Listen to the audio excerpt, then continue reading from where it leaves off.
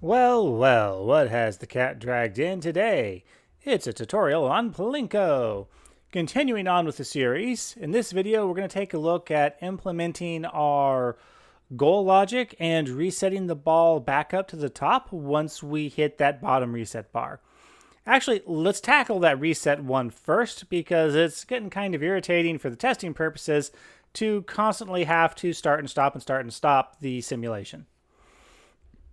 Now, the bottom bar, switch back to our scene here. Let's look at it. There it is. There's our bottom bar. It is a static collider. And if we have a rigid body touching a static collider, we'll get a message. Remember that nice little collision matrix chart.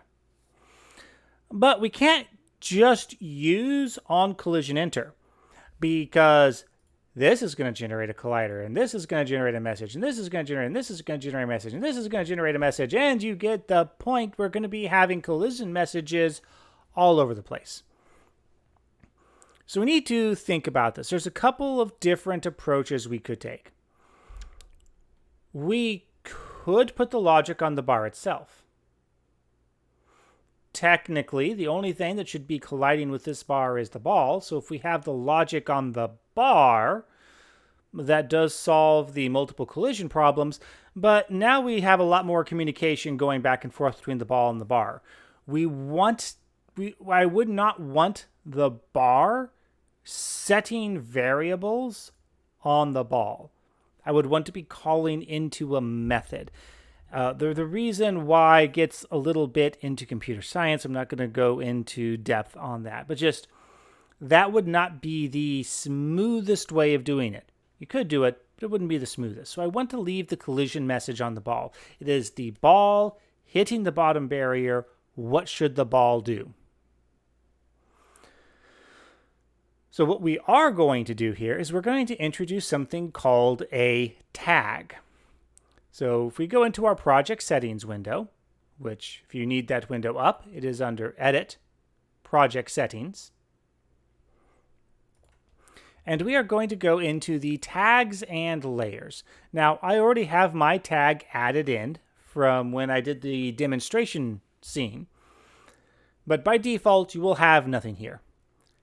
Every game object can have a tag applied to it. There are a set of default tags created. You can see here in the inspector, I've got my ball selected in the hierarchy. I've got this tag drop down, and you can see there is a selection of pre-created tags. Respawn, finish, editor only, etc., etc. This is a way that Unity gives you to identify objects between each other. So it's not just a collision that I'm looking for. I'm looking for a collision with something that has been tagged with a specific value. The biggest drawback to the tag system is you can only have one tag per object, which I can promise you will swiftly run into scenarios where you will be saying, golly gee, I wish I could add 2 tags to this game object, but sadly you can't. So what you need to do is click on this little plus sign here, which will create a little box, and you can put in a tag. I would recommend calling the tag bottom, like I have done here, but you can call it whatever you want. The important part is to remember how to spell it, because this is used as a string, and we have to put this into Visual Studio exactly as you type it here. So with your tag created, let's go back into Visual Studio and work on our collision. Now, since for the moment we are done with update, a very useful thing you can do is collapse methods. You'll notice I have this little minus sign, and if I mouse over it, I sort of get this light highlighting over the entire update method. If I click on that, it will collapse the entire update method. So now it's out of the way and not taking up screen real estate. We need a collision message. On collision enter is what we need. And what we need to do now is we need to ask the question, okay, the thing that we just hit, does it have the bottom tag? So if collision, because this variable here is the information of the other thing that we hit. So if collision dot game object, because I need to know the game object that I just hit, dot tag is equal to, remember double equal signs, opening quote mark, bottom.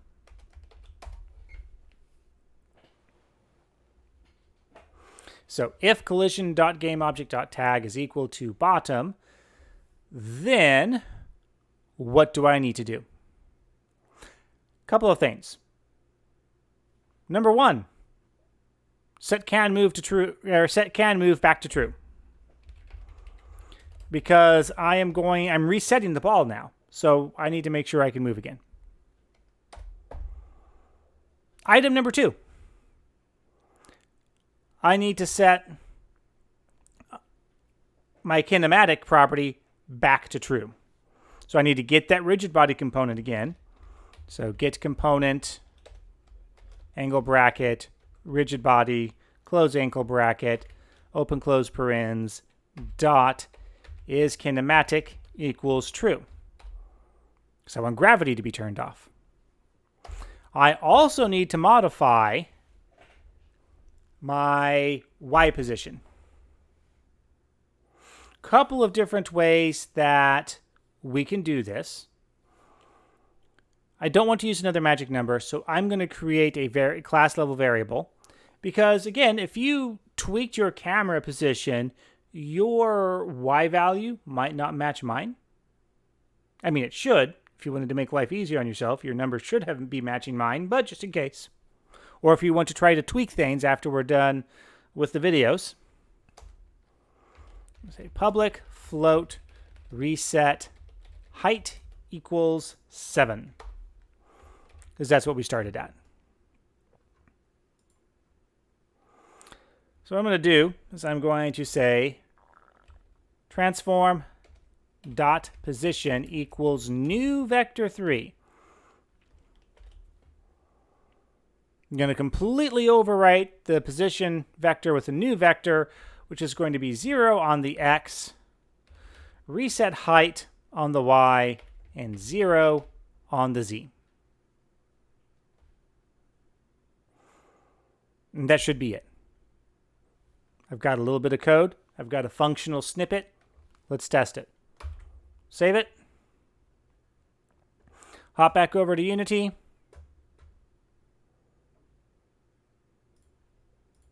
Hit the run button. Let her rip.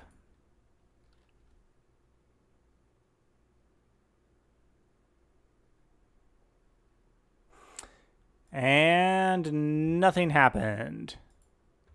Which actually I didn't anticipate at all. So now let's do a little bit of live debugging. So this is actually a very common issue to run into of you set up an on collision enter or an on trigger enter and the thing that you set up doesn't happen.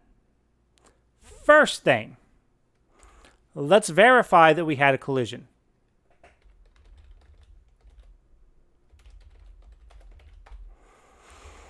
Meep's just sort of like a generic word that I use for testing. I know if I ever see a meep show up on my logs, that's usually a bad thing, and I need to go try to figure out why I've got a meep. So let's see whether or not we're even getting the collision. So I put in a print statement.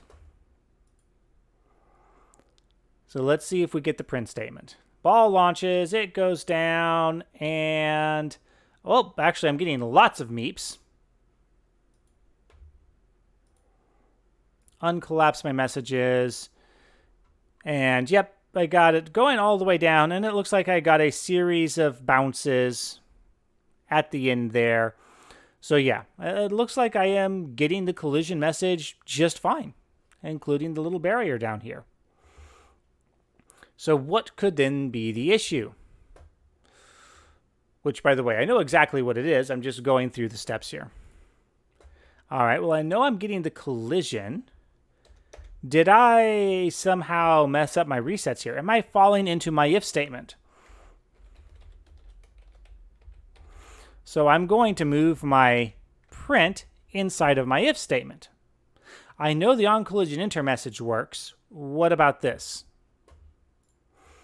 So I hop back over. I hit the run button. Launch it. No meep. Why is that? Well, I know exactly why it is.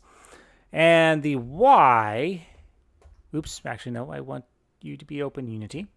The why is I didn't actually set the tag. You've got to be careful with that. Just because you have a tag created doesn't mean it's actually been applied to anything. And so the bottom bar here is still untagged, and so when the ball collides with it, it's like, hey, do you have a tag? Oh, you don't have a tag. I don't care about you. No tags. I don't care. So we do need to make sure that this is actually tagged as the bottom. There we go. Now it's working just fine.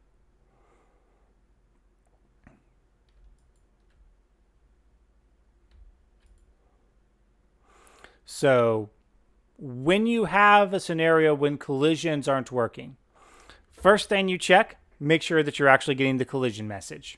If you're not getting the collision message, check the collision matrix to make sure that the two types of objects that are touching each other will actually generate the messages that you're looking for. Second thing to check is that, okay, if your collision messages are working and you are using tags or some other logic to check to see, is this the object that I really want to be worried about, make sure that things are actually tagged correctly or on the correct layer, so on and so forth. And finally, always remember to take care of your debug statements. You don't want to leave those in, because those can slightly affect performance, and it just clutters up your console. So there we go. We now have resetting working correctly. Now let's deal with the goals. Now, for this, we are going to have to sort of pause for a moment and think about a fairly significant chunk of logic here.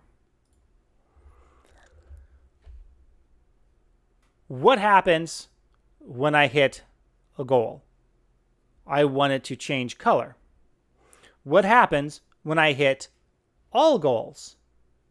I want the ball to disappear, and I want you win to appear. These things are related. So we have to keep that in mind. So it's like, how do I get you win to appear? Well, I'm going to have a canvas that is hidden, and once all 5 goals have been hit, I'm going to need to unhide the canvas and delete the ball. But I don't know which goal is going to be the last goal to be hit.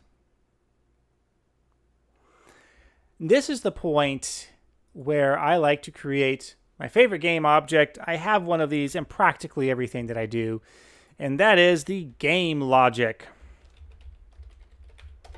object. Go ahead and reset the transform, even doesn't matter. When it comes to like game level logic of am I winning, am I losing, tracking just general game stats, I will generally speaking create something. I usually call it game logic. You could call it the game manager or session manager or any number of names. It's the object that has the code on it that's just sort of keeping an eye on the entire system. So I'm going to need a game logic game object that I'm going to attach a game logic script to, and I'm also going to need a goal script. So I'm going to go ahead and create these scripts now. So in my assets, I'm in my scripts folder. I'm going to right-click, create C# script, and I'm going to call this goal. And then I'm going to right-click, create C# script. I'm going to call this game logic.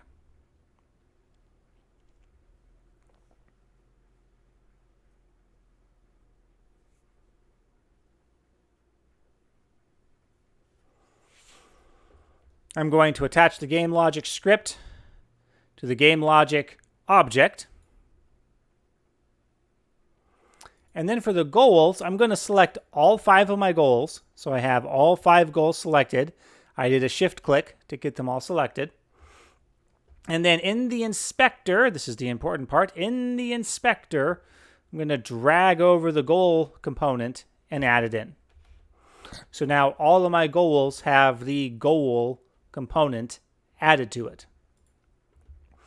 Once I have finished with that, I am going to go ahead and open up my goal script file. We're just going to deal with the goals right now, but we do need to keep track of the fact that, yeah, we're going to have to access that game logic at some point. Now, why am I putting the goal logic on the goals instead of the ball? Because, I mean, when the ball hit the barrier, I put that logic on the ball, right? Sort of a 6 of one, half dozen of another scenario. It's a little bit of a personal preference here. You can honestly do it either way. I could, if I really wanted to, put every scrap of code into one file. Probably would be a bad idea, but I could do it. But I do want to split it out. Now, here's why I'm putting it on the goal game object. When the ball hits the goal, the ball doesn't do anything. When the goal is hit by a ball, the goal does something. Therefore, I'm going to put the code on the goal. I'm not going to need a start. I'm not going to need an update. All I care about is that on trigger enter. Because the goal is a trigger. When the ball enters that trigger space, what do I want to do?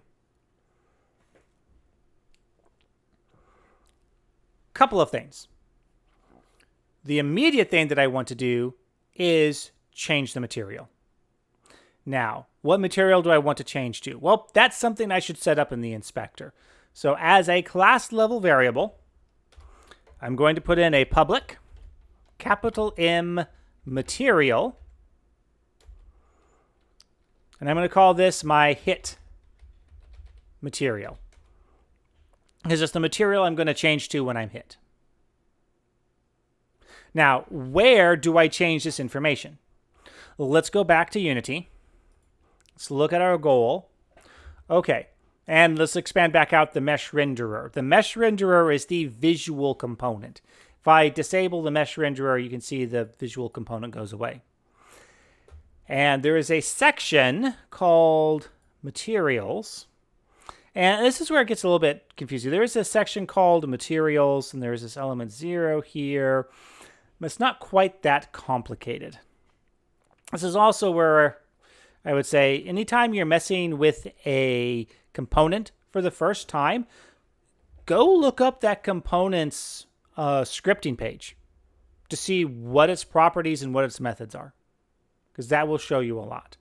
And if you did that, you would discover, again, I need to get a component, right? I need to get the mesh renderer. So I'm going to get component.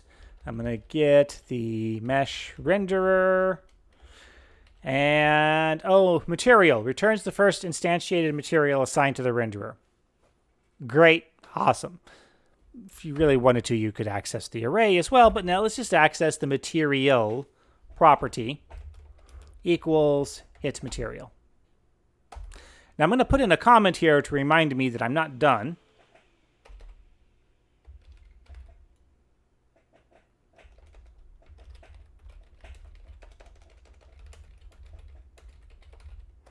Set hits on game logic. I want to keep track of how many goals have been hit in game logic and allow game logic to control when to show you win and destroy the ball. The final thing is because I don't want to repeat this code every time a goal is hit, I want to get rid of this component after it's done its job, after it's been hit, after it's changed the material and it's updated game logic, it's notified the game logic, yo, I've been hit. Its job is done. No need for it to work anymore. So I am going to say destroy and I'm going to use the this keyword. This always refers to the class that you are in. So this refers to the instance of goal that is currently executing.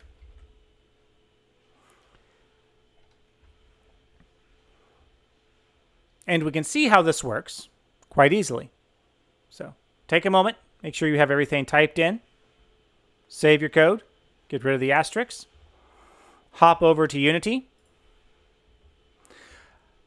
Now I'm going to go into my game window and I'm going to turn off maximize on play because I want to be able to see my inspector and hierarchy. And let's see if I can get I'm going to have the center goal selected. Let's see if I can hit that center goal.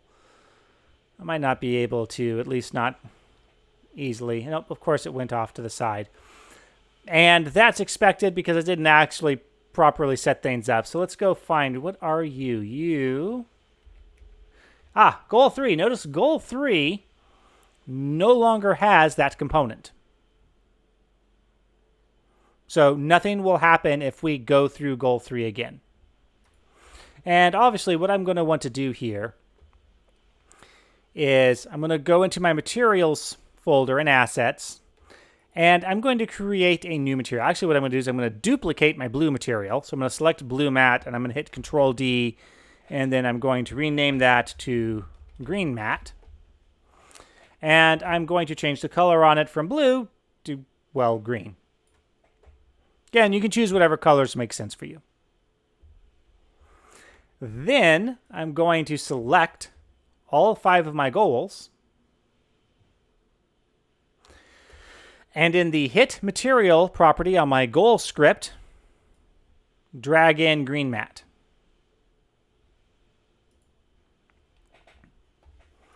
And now, as I go through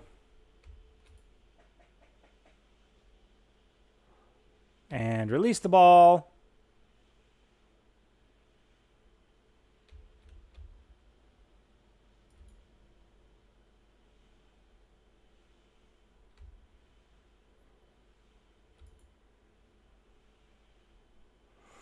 well, not exactly the one I was aiming for, but hey, great, it worked. You get the idea, right? And now, most of these, except for this one little goal 2 over here, goal 2 is the only one that's not hit. It still has its component, but the rest of these have had their components destroyed, so they would only do the update once, and that's it.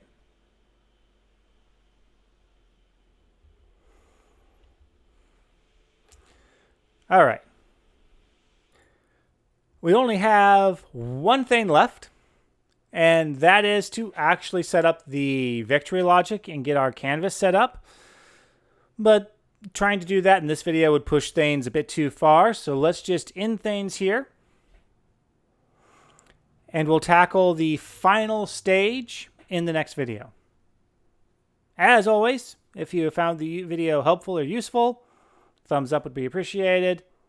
And if not, thumbs down button is right next to it. Until the next video.